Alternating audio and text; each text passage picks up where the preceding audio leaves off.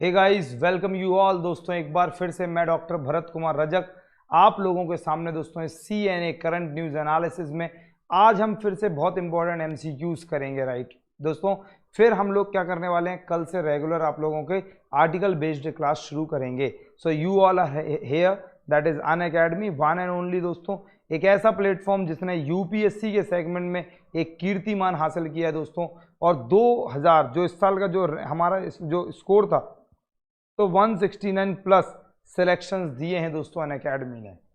2021 में दोस्तों आपका भी नाम आ सकता है अगर आपका पीटी अच्छा गया और आपका मेंस है। अदरवाइज आप लोग दोस्तों 2022 में और 2023 के लिए आप लोग अगर ट्राई कर रहे हैं तो आप लोग बिल्कुल सही प्लेटफॉर्म पर हैं, सही जगह हैं। तो ये यूट्यूब चैनल जो यूपीएससी चैनल है, अगर किसी ने सब्सक्राइब नहीं किया है तो प्लीज़ उसे सब्सक्राइब कर लें। यह है अनअकैडमी की एक वंडरफुल टीम। एंड दोस्तों this is me doctor Bharat Kumar Rajak. I have completed my PhD, MCom, MA Economics, UGC NET in Commerce and Economics and teaching since so many years। जैसे कि मैंने कहा रैंक 2 दोस्तों जागृति अवस्थी इस बार अनअकैडमी की लर्नर हैं और इनकी सेकंड रैंक है 2020 के यूपीएससी के एग्जाम में। तो दोस्तों आप लोगों के लिए अनअकैडमी ने मेंस एक्सक्लूसिव बैचेस भी स्टार्ट कर दिए हैं, तो आप उन मेंस एक्सक्लूसिव बैचेस में भी जुड़ सकते हैं। इसके अलावा अगर मैं आप लोगों को बताऊं तो 1 से लेकर जो 20 लर्नर्स हैं, 1 से 20 लर्नर्स में कम से कम अनअकैडमी के 1 से 20 लर्नर्स में अनअकैडमी के 7 लर्नर्स हैं। सोच के देखो दोस्तों, टॉप 20 में 7, और टोटल अगर हम लोग बात करें तो 169 प्लस सिलेक्शंस हैं।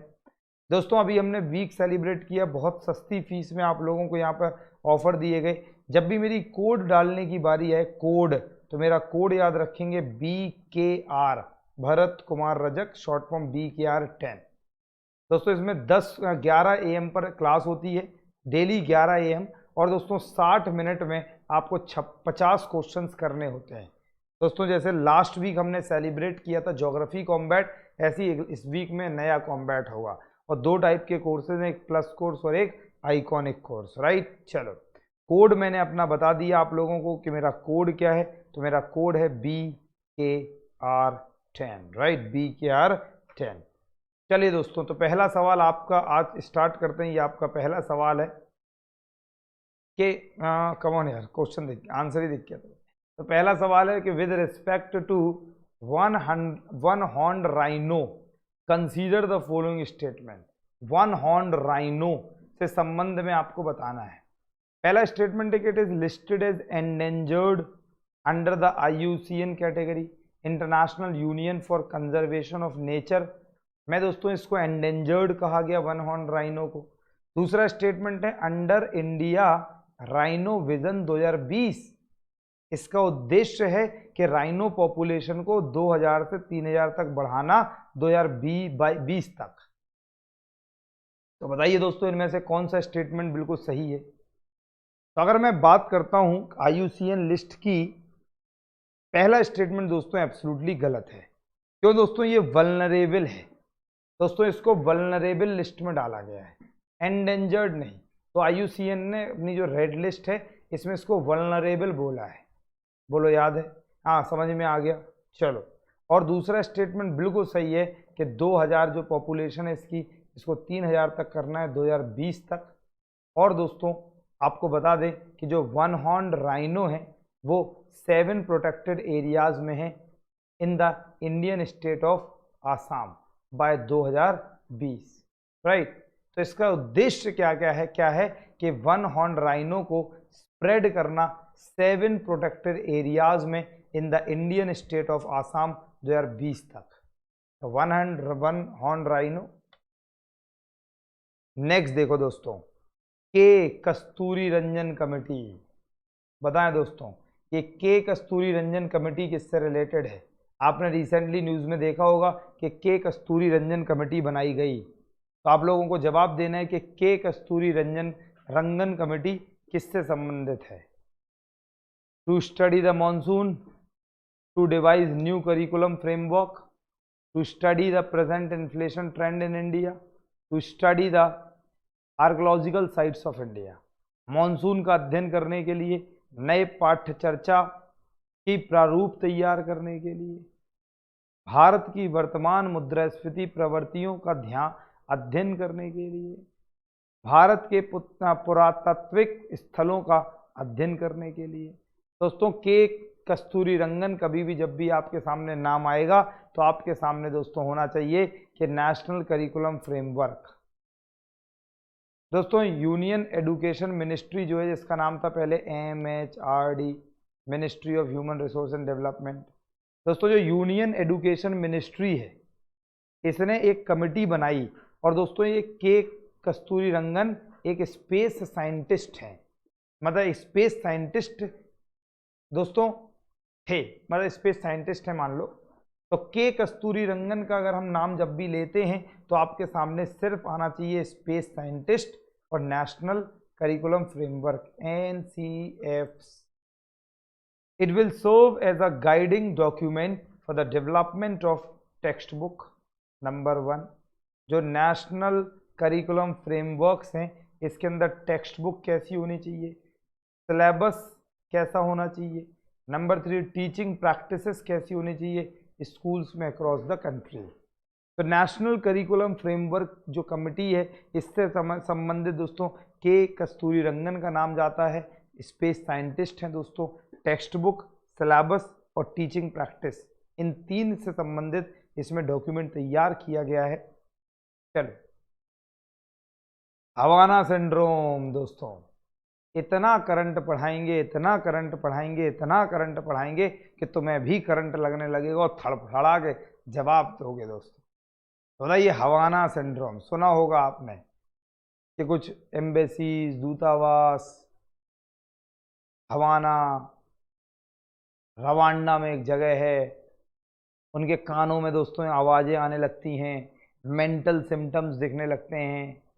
आइए दोस्तों देखते हैं। It refers to a set of mental health symptoms experience by US intelligence and embassy officers in various countries.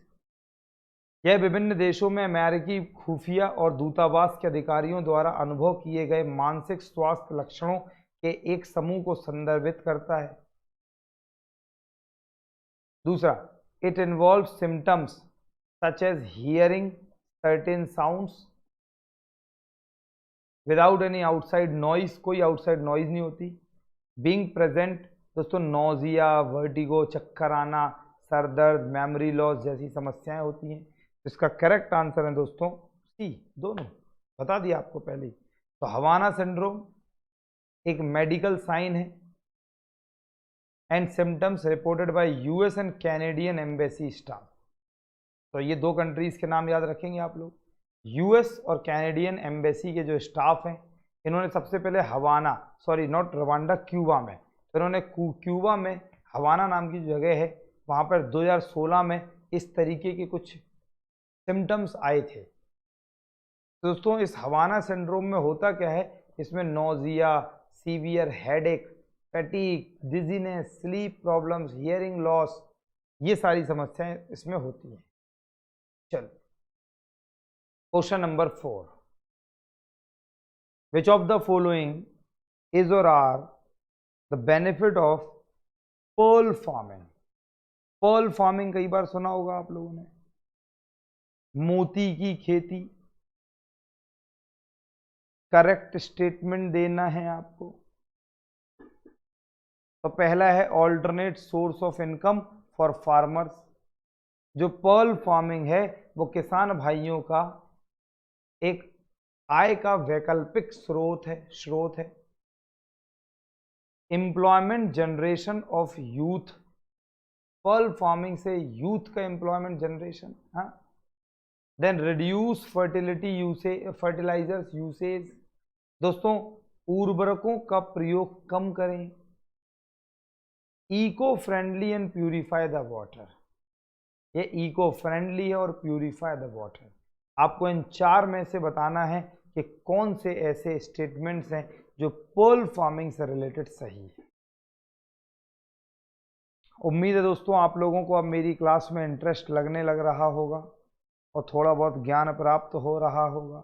तो पर्ल फार्मिंग से रिलेटेड आप लोग अगर स्टेटमेंट देना चाहें तो दोस्तों आप लोगों को बता दें, जो ट्राइफेड है, tribal cooperative marketing development at federation of India. जो ट्राइफेड है इसमें दोस्तों झारखंड बेस्ड एक पोर्टी एग्रोटेक है। तो ट्राइफेड ने एग्रीमेंट साइन किया प्योरिटी कह सकते हैं आप लोग एग्रोटेक के साथ, प्योरिटी एग्रोटेक के साथ, for the promotion of pearl farming in tribal areas.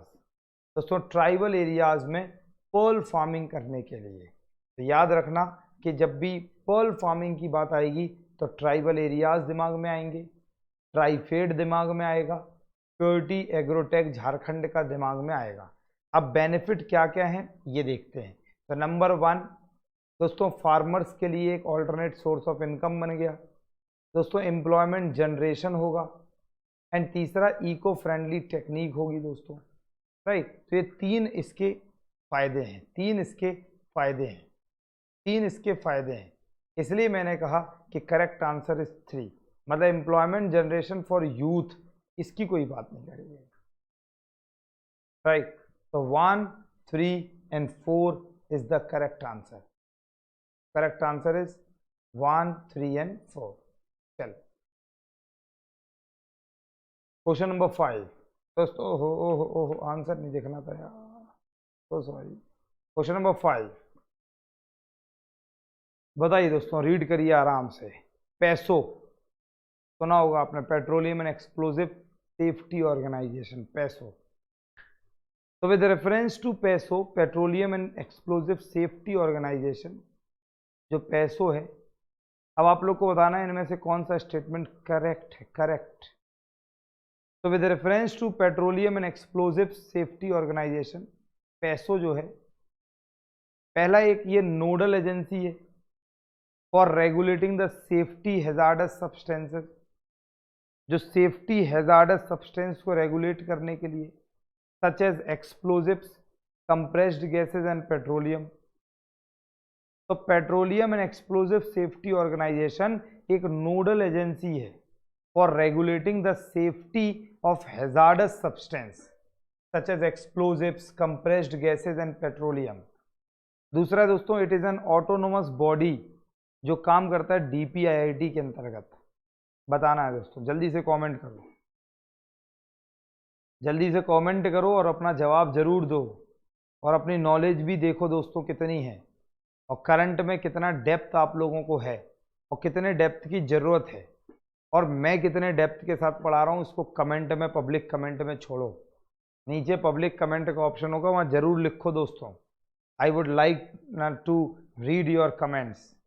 तो अगर हम पैसों की बात करते हैं, petroleum and explosive safety organisation, तो आइए दोस्तों इसका हम देखते हैं जरा। तो दोस्तों दोनों स्टेटमेंट करेक्ट हैं। पैसो एक नोडल एजेंसी है जिसका काम है रेगुलेट करना हैजार्डस सब्सटेंस को। हैजार्डस सब्सटेंस क्या मतलब, जैसे एक्सप्लोजिव्स होते हैं, कंप्रेस्ड गैसेज और पेट्रोलियम, राइट। तो सिर्फ दिमाग बंद करो, मतलब दिमाग खोलो, आंखें बंद करो, और याद रखो जब भी पैसो आए, पेट्रोलियम दोस्तों एंड एक्सप्लोजिव्स सेफ्टी ऑर्गेनाइजेशन, तो आपके दिमाग में आएगा कि जो हैजार्डस सब्सटेंस है, इनके लिए, हैजार्डस सब्सटेंस के लिए है ये। चलो दूसरा, PESO was formerly known as the department of explosives. ये देखो दोस्तों, ये पेपर में आता है, ये है प्री का कंटेंट कि अगर हम पैसों की बात करें तो पहले इसका नाम था department of explosives, right. It is an autonomous body under DPIIT, department for promotion of industry and internal trade. अगर हम पैसों की बात करें तो एक मेजर वर्क है इसका एडमिनिस्टर करना, responsibility explosive act 1884 and petroleum act 1934 को। तो सिंपल है, तो पैसों क्या करता है, ये देखता है कि जो मैन्युफैक्चरिंग हो रहा है एक्सप्लोजिव्स का, हजार्डस सब्सटेंस का, इंपोर्ट हो रहा है, एक्सपोर्ट हो रहा है, ट्रांसपोर्ट हो रहा है, पोजेशन है, सेल है, use of explosives, petroleum products and compressed gases, दोस्तों इससे संबंधित ये काम करता है पैसों। तो हमेशा याद रखना, petroleum and explosives safety organisation. ना हेडक्वार्टर अगर हम पैसों की बात करें तो नागपुर में हेडक्वार्टर है और 5 सर्किल ऑफिसेस हैं। इनमें आगरा नॉर्थ में, और नॉर्थ में एक और है फरीदाबाद। ईस्ट में है दोस्तों कोलकाता, और वेस्ट में है मुंबई, और साउथ में है चेन्नई। दोस्तों नागपुर में पैसों का हेडक्वार्टर है, और 5 इसके सर्किल ऑफिसेस हैं। राइट, चलो क्वेश्चन नंबर 6। गिग वर्कर्स के बारे में आपने डेफिनेटली सुना होगा। गिग वर्कर्स, गिग वर्कर्स क्या होते? जहां पर एम्प्लॉयर एम्प्लॉय रिलेशनशिप ना हो। चलो पहले ऑप्शन देखते हैं। कोड ऑन सोशल सिक्योरिटी 2020 का उद्देश्य है to provide labour rights to gig workers. दोस्तों गिग वर्कर्स को लेबर राइट्स देना कोड ऑन सोशल सिक्योरिटी 2020 कहता है। दूसरा है एट प्रेजेंट, वर्तमान में more than 50% of new employment in India is generated by the gig economy comparison to across blue collar and white collar workforce. Blue collar industrial production, white collar service production. तो कह रहे हैं दोस्तों कि वर्तमान में भारत में 50% से अधिक नए रोजगार गिग इकोनॉमी कंपनियां द्वारा ब्लू कॉलर और व्हाइट कॉलर कार्बल दोनों में उत्पन्न होते हैं। थर्ड स्टेटमेंट है दोस्तों कि there is no clear employ employer relationship is available to gig workers. तो आपको बताना दोस्तों कौन सा स्टेटमेंट सही है। अगर हम लोग बात करते हैं तो इसका बी का मतलब है जो पहला स्टेटमेंट है वो 100% गलत है, बाकी दोनों स्टेटमेंट इसके सही है। तो पहला स्टेटमेंट इनकरेक्ट है क्योंकि कोड ऑन सोशल सिक्योरिटी 2020 इसका उद्देश्य है to provide only social security benefit, not the labour right. Labour right नहीं दोस्तों, कोड ऑन सोशल सिक्योरिटी 2020 है, इसका उद्देश्य क्या है? सोशल सिक्योरिटी बेनिफिट्स देना, ना कि लेबर राइट्स देना। Is that okay? जल्दी बताओ, इज दैट ओके? चलो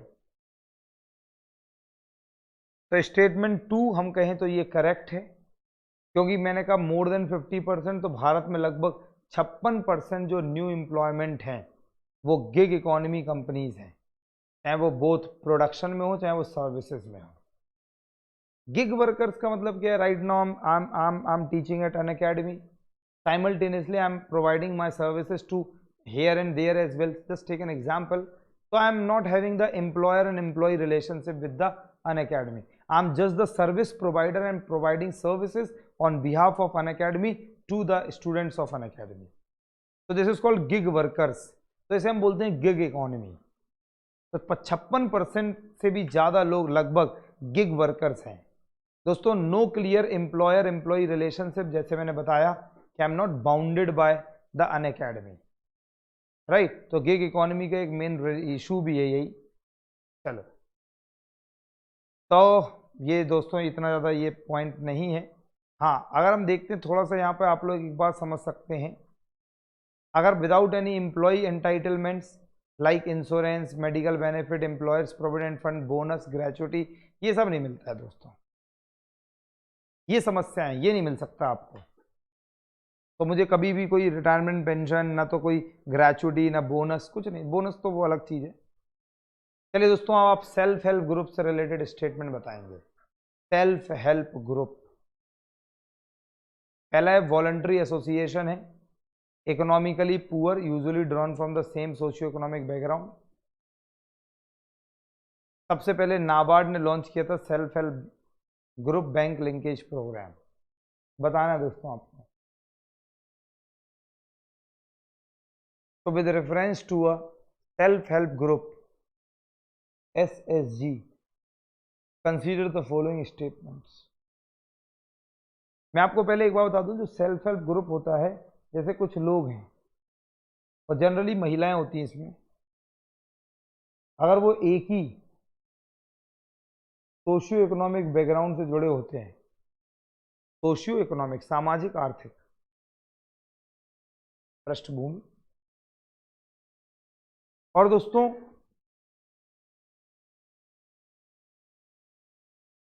सॉरी, जब वो एक ही पृष्ठभूमि से जुड़े हों, आपस में एक ग्रुप बना ले, नाम क्या है? Self help. सेल्फ हेल्प, और एक दूसरे की हेल्प करें दोस्तों, एक दूसरे की हेल्प करें। तो ऐसे ग्रुप को हम सेल्फ हेल्प ग्रुप कहते हैं। और दोस्तों आजकल ये क्या होती है, अपना अपना ये सब लोग, मान लो सबने कहा कि हम 10-10 हज़ार रुपये जमा कराएंगे, सबने 10-10 हज़ार रुपये उठाए और इस सेल्फ हेल्प ग्रुप के द्वारा एक बैंक में जमा करा दिए, बैंक में अकाउंट खोल लिया।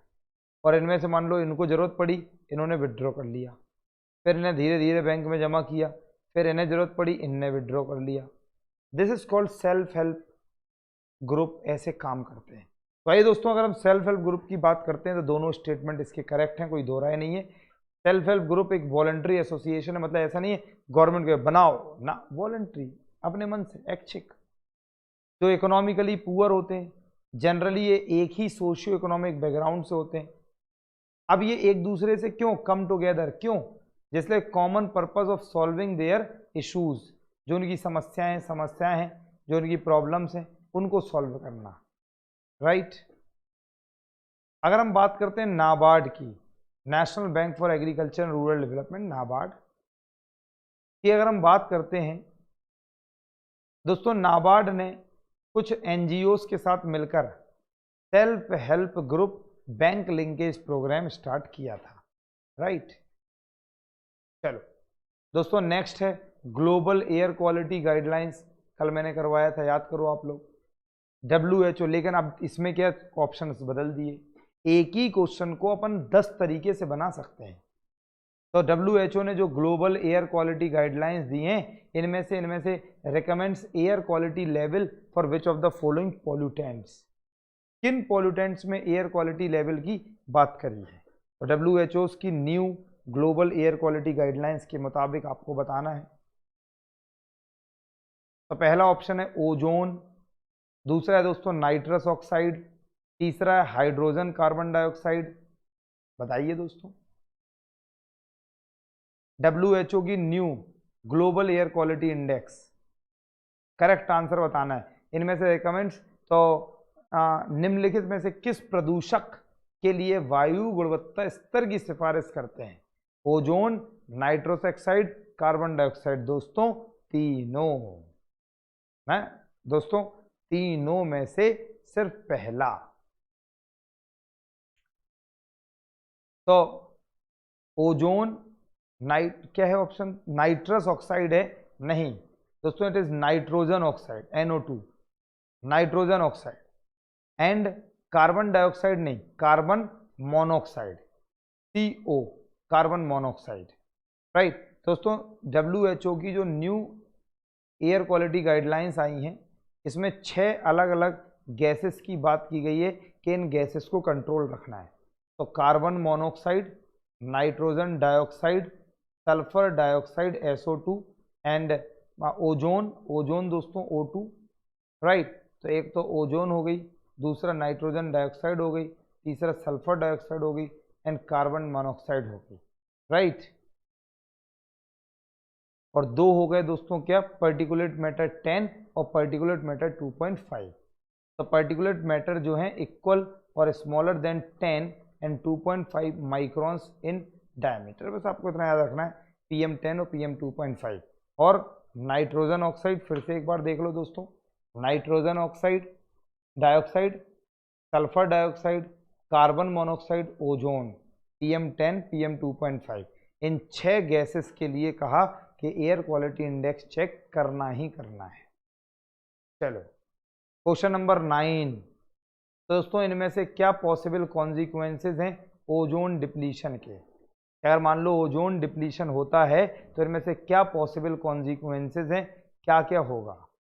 तो changes in spectrum of incoming radiation, आने वाले विकिरण के स्पेक्ट्रम में परिवर्तन होगा क्या। दूसरा formation of more tropospheric ozone बनाना। तीसरा है change the vertical distribution of molecules in the troposphere and stratosphere. तो आप लोगों को इन 3 में से बताना है कौन सा स्टेटमेंट करेक्ट है। तो which one of the following is are possible consequence of ozone depletion, जो हमारा ओजोन लेयर है अगर वो डिप्लीट कर गई तो इनमें से क्या होगा, राइट। जल्दी से बताना है आपको कौन कौन से कॉन्सिक्वेंसेज होंगे। तो पहला है changes in the spectrum of incoming radiation, formation of more tropospheric ozone, changes in the vertical distribution. तो अगर हम लोग बात करते हैं ओजोन की तो ऑल आर करेक्ट। तो अगर ओजोन डिप्लीशन होगा जो ट्रोपोस्फेयर पर है, जो यूवी रेस से प्रोटेक्ट करता है हमारी अर्थ को, तो अगर ये डिप्लीट करने लगेगा ये ओजोन लेयर, दोस्तों सबसे पहले देखने को मिलेगा ओजोन डिप्लीशन इफेक्ट। ये किस पर? क्लाइमेट और change the spectrum of incoming radiation, इनके स्पेक्ट्रम बढ़ जाएंगे दोस्तों इनकमिंग रेडिएशन के। बोलो क्लियर है? दूसरी अगर हम लोग बात करें, सेकंड क्या है कि अगर ओजोन लेयर में प्रोड्यूस न्यू मॉलिक्यूलर स्पीसीज, नए मॉलिक्यूलर स्पीसीज आएंगे, change the radiation emitting and absorb properties of the atmosphere. खत्म दोस्तों। दिस में cause the formation of more tropospheric ozone, right. तीसरा क्या है? अगर ओजोन लेयर नहीं होगी, एब्सेंस होगा इसका, तो radiation will directly flow to the earth surface and change the distribution molecule of in the troposphere and stratosphere, right. दोस्तों समझ गए आप लोग?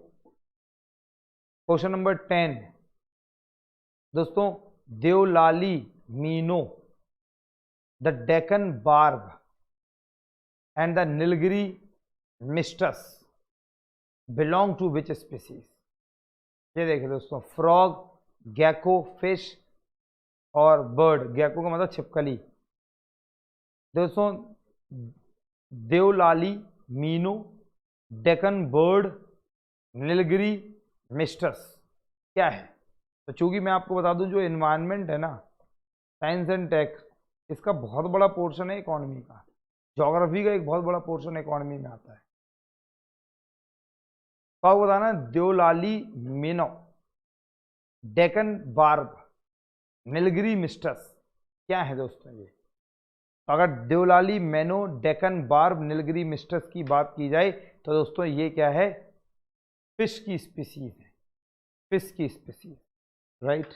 चलो दोस्तों, ये है अनअकैडमी पे मेरी प्रोफाइल, आप लोग इसको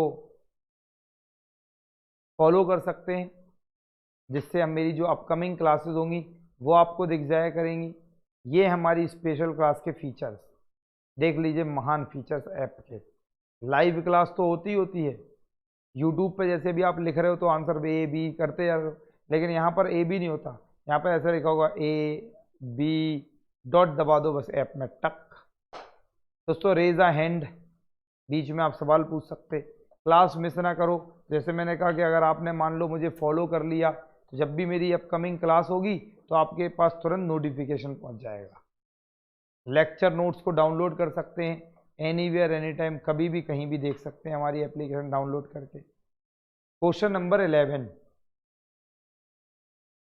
consider the following statement regarding R value related to COVID. R value क्या है?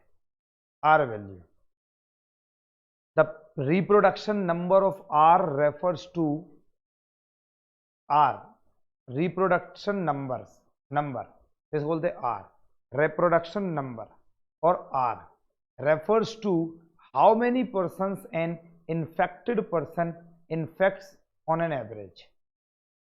भाई प्रजनन संख्या, या मतलब आर का मतलब है कि कितने पर्सन इन्फेक्ट हुए हैं। आर वैल्यू क्या ये मतलब होता है क्या? दूसरा, it reflects how rapidly the covid pandemic is spreading. दोस्तों इसका मतलब है कि ये बताता है आर वैल्यू कि कितना रैपिडली कोविड-19 स्प्रेड हो रहा है।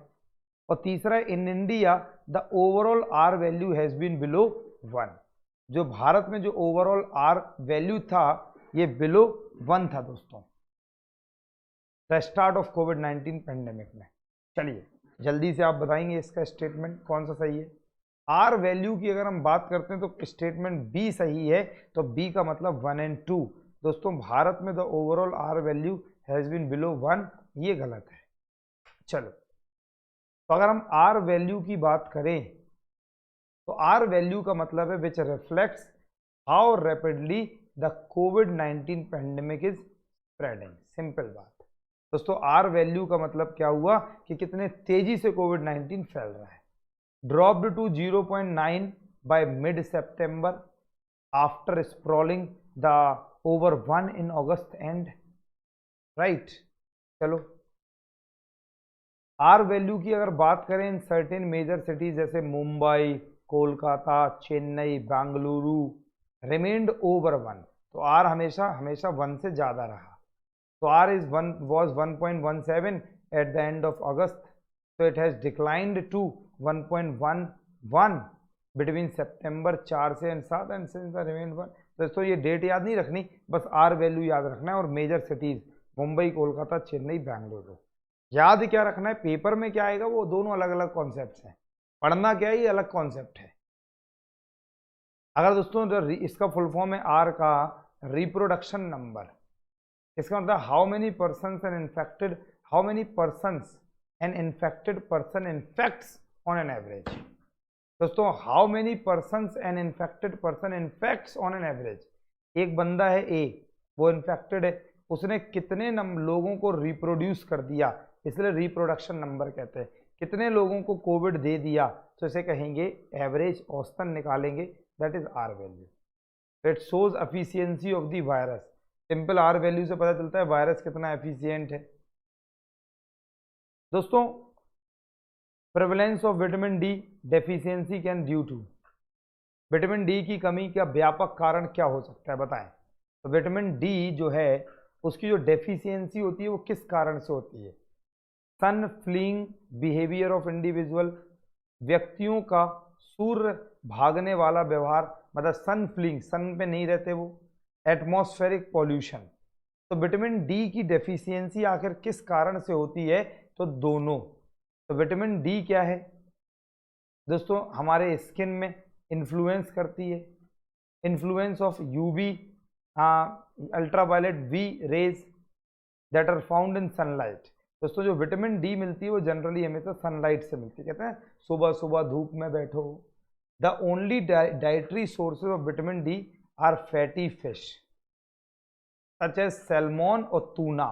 दोस्तों ये दो फिशेज हैं, सैल्मोन और टूना, इन दो फिशेस को फैटी फिश, सिर्फ अगर आपके अंदर विटामिन डी की कमी है और धूप में बैठिए, अगर डाइट लेके दोस्तों सही करना चाहते हैं तो फैटी फिश खाइए और उसमें सैल्मोन और टूना, राइट। तो विटामिन डी फॉर्म होता है इन आर स्किन, राइट। चलो,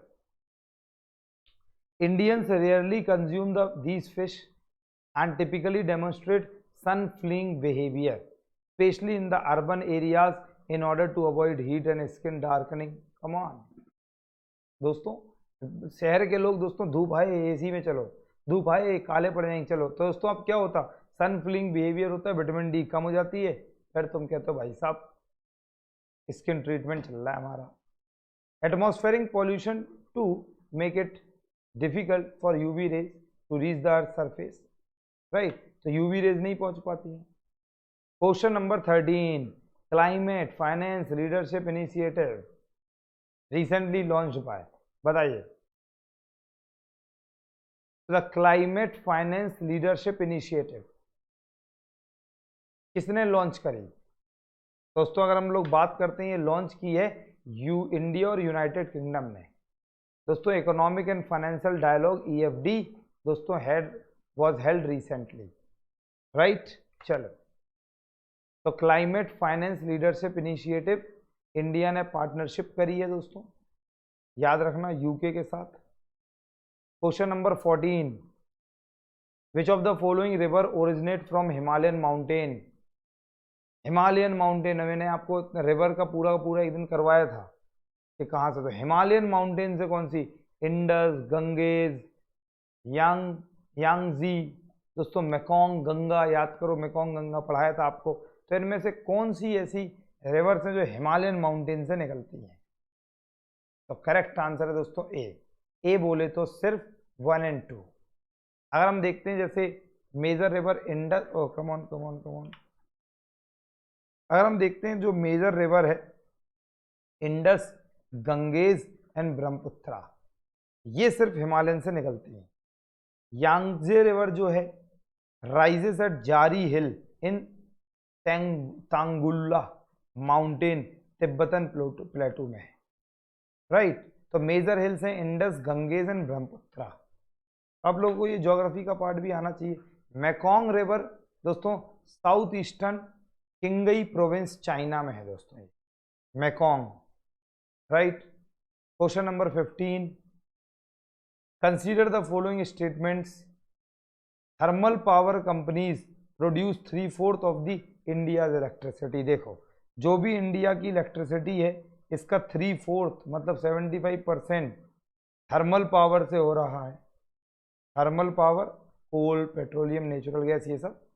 majority of the Indian thermal power plant have installed flue gas desulphurisation units. जितने भी थर्मल पावर प्लांट्स हैं इनमें FGD है, फ्लू गैस डीसल्फ्यूराइजेशन। दोस्तों SNOx फ्लू गैस डीसल्फ्यूराइजेशन। तो SNOx जो स्नॉक्स फ्लू गैस है, desulphurisation removes sulphur dioxide, desulphurisation and nitrogen oxides and particulates from flue gases. दोस्तों बड़ा अच्छा क्वेश्चन है ये, आप लोगों को जवाब देना है, एक एक करके बारीकी समझो क्वेश्चन की दोस्तों। तो अगर हम लोग बात करते हैं तो इसका स्टेटमेंट है C, और C जब भी होगा मेरी क्लास में तो यहाँ पे अभी C का मतलब 1 and 3, तो 1 and 3। देखो इंडिया की अगर हम लोग बात करें तो India had initiated set 2017 deadline for thermal power plants to install. India ने इनिशियली एक 2017 में डेडलाइन बनाई थी थर्मल पावर प्लांट्स की कि हम इंस्टॉल करेंगे फ्लू गैस डीसल्फ्यूराइजेशन यूनिट्स। ये क्या करता है, जो सल्फर डाइऑक्साइड निकलता है SO2 इसको दोस्तों खत्म कर देता है, राइट। अगर इसके अलावा हम बात करें बट दैट वाज पोस्टपोन, ओहो, लेकिन ये फर्दर बाद में क्या हो गया, पोस्टपोन हो गया, दैट वाज पोस्टपोन, इसको बाद में पोस्टपोन कर दिया गया, postpone to varying deadlines for different reasons ending in 2022। तो ये जो नया ऑर्डर आया dated April 1 from the environment ministry says the plants near populous region and climate capital Delhi will have to be comply by 2022 तक हम इसको करेंगे, right. तो वह इतना याद रखना कि जो 2017 में इसको अचीव करना था, 2017 में अचीव करना था कि हम लोग फ्लू गैस डीसल्फ्यूराइजेशन यूनिट्स लगा रहे हैं जिससे सल्फर डाइऑक्साइड एमिशन कम हो जाएगा। दोस्तों इससे क्या होगा, एनवायरनमेंट प्रोटेक्ट रहेगा। थर्मल पावर कंपनीज जो हैं वो प्रोड्यूसेस 3/4 और बता दूं लगभग 80% जो इंडिया में इलेक्ट्रिसिटी है वो यहीं से निकलती है। फ्लू गैस डीसल्फ्यूराइजेशन क्या होता है, तो उसका मतलब बस इतना सा है कि सल्फर डाइऑक्साइड को खत्म कर देना, तो उसे कहते हैं फ्लू गैस डीसल्फ्यूराइजेशन। ओके चलो, स्नॉक्स फ्लू गैस ये remove sulphur dioxide, nitrogen dioxide. दोस्तों ये हैं हमारे अभी 1 साल के बैचेस, 2022 मिशन और ये मिशन 2023। इसके अलावा आंसर राइटिंग प्रोग्राम भी स्टार्ट हो चुका है, आप लोग इसको ज्वाइन कर सकते हो। करंट अफेयर्स का दोस्तों अभी रिसेंटली अनअकैडमी ने वीकेंड करंट अफेयर्स बैच भी स्टार्ट कर दिया है। और दोस्तों ये है मेरा कोड BKR10, आप ये यूज़ करके 10% एडिशनल डिस्काउंट प्राप्त कर सकते हो। अगर मेरे से आपने कोई गुरु दक्षिणा, अगर आपने कुछ गुरु ज्ञान लिया है तो दक्षिणा देनी बनती है, कोड लगाओ, यही दक्षिणा है। unacademy_भरत ये मेरा टेलीग्राम चैनल है। तो मिलेंगे दोस्तों कल हम लोग, डेली मेरी 5 बजे और 9 बजे PM पर क्लास होती है। 5 बजे इकोनॉमी के MCQs, 9 बजे current affairs news analysis, right. So have a nice and wonderful time, God bless you all, bye bye, let's crack it, जय हिंद।